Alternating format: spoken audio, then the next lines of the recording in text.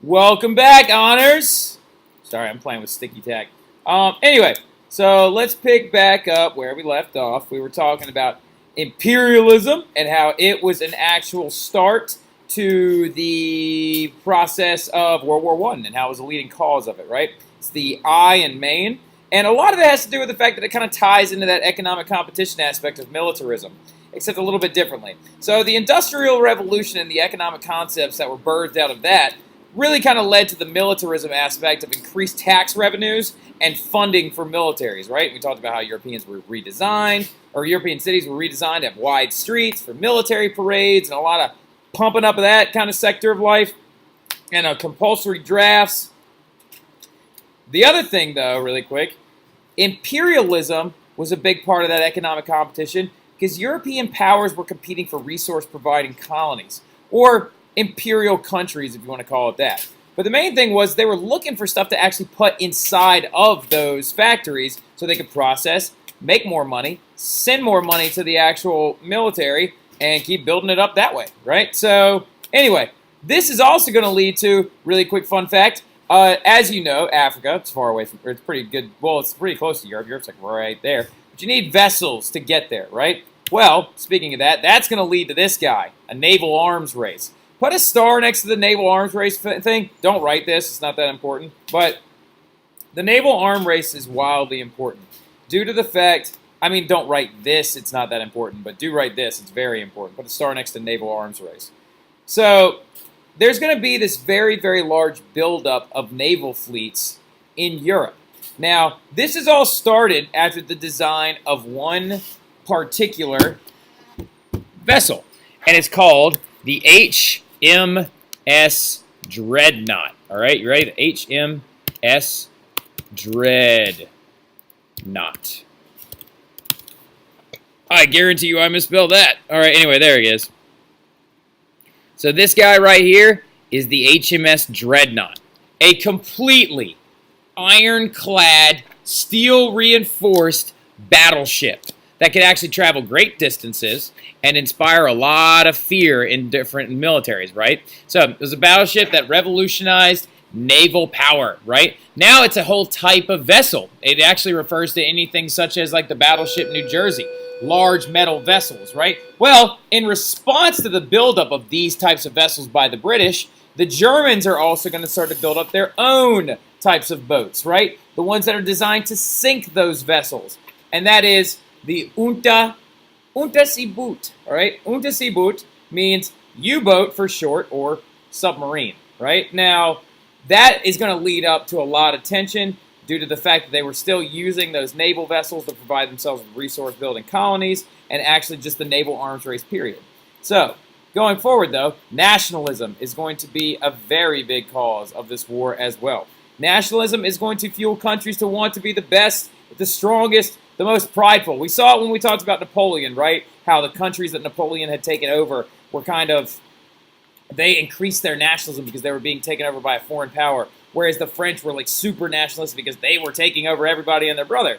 Now, big thing is, though, don't write this, but an example of how nationalism was a big cause of this war is the outbreak of war was greeted by cheering crowds in Berlin, Vienna, and Paris. Was according to A.P.J. Taylor, a writer. He also wrote, "The people of Europe leapt willingly into war." That's a big example of nationalism because literally there were parades in the streets celebrating the idea that they were going to get to prove their national strength and fight other large industrial powers, creating probably the worst botched, terrible war that had ever existed up to date. So, nationalism, another massive cause. Then there was a weird part of nationalism that also had a little bit of intrinsic value. It was this region right here. Now, the thing was, at the time, they were going much more by their culture, right? And people right here in all these light tan regions, what are they? Very good job, Gwen. They are Slavic, right? They're Slavs. Well, originally that had happened up until this point is a concept called Pan-Slavism. Pan-Slavism, for those of you who don't know, like Pat Miller. Pan-Slavism is the idea that Slavic countries and Slavic people should unite, defend one another, and fight for their right to have their own countries, right?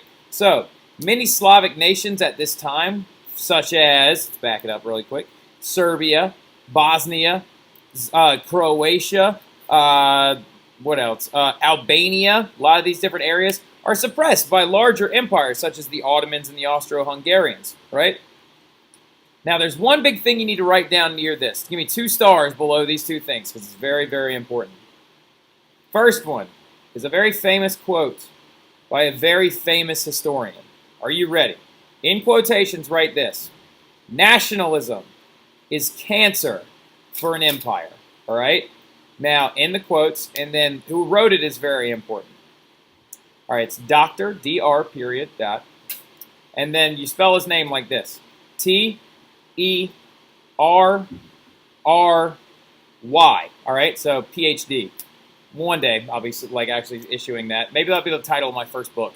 Now, anyway, but it's a very good statement just simply because if nationalism is growing within these empires, like Pan-Slavism was growing in Austria-Hungary and the Ottoman empires, a lot of these places like Serbia, Croatia, Bosnia, they want to break off and form their own countries. So it's cancerous for an empire because they're losing territory, they're losing people, they're losing tax revenue, they're losing military. So it's very, very destructive for them. But here's the other big star that you had to put up underneath this. Russia is Slavic. So Pan-Slavism was a trend that was affecting empires of the Ottoman and Austria-Hungary.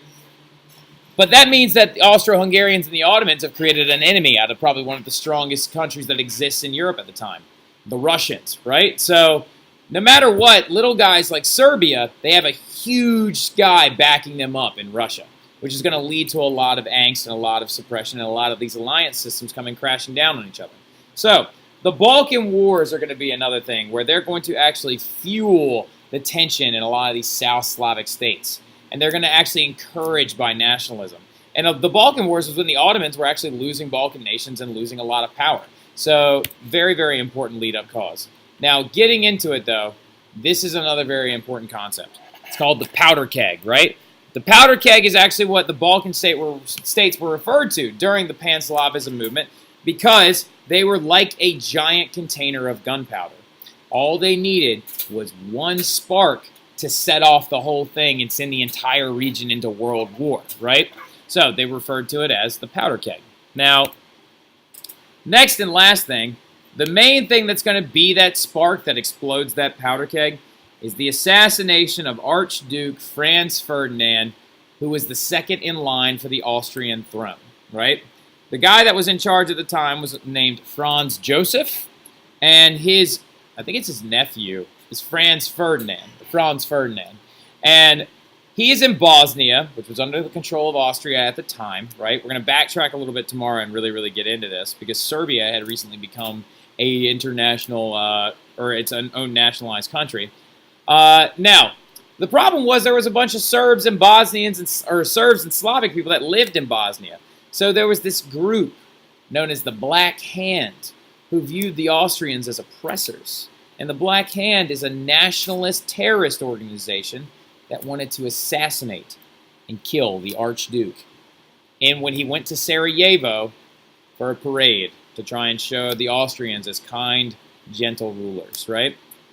And we will discuss the story, because I have to tell you that one in class, of one of the most ridiculous assassination plots you've ever heard and how it failed, I think twice almost. So we're going to stop there. And we'll pick this up tomorrow. So I hope you guys have a great evening, and I'll see you tomorrow.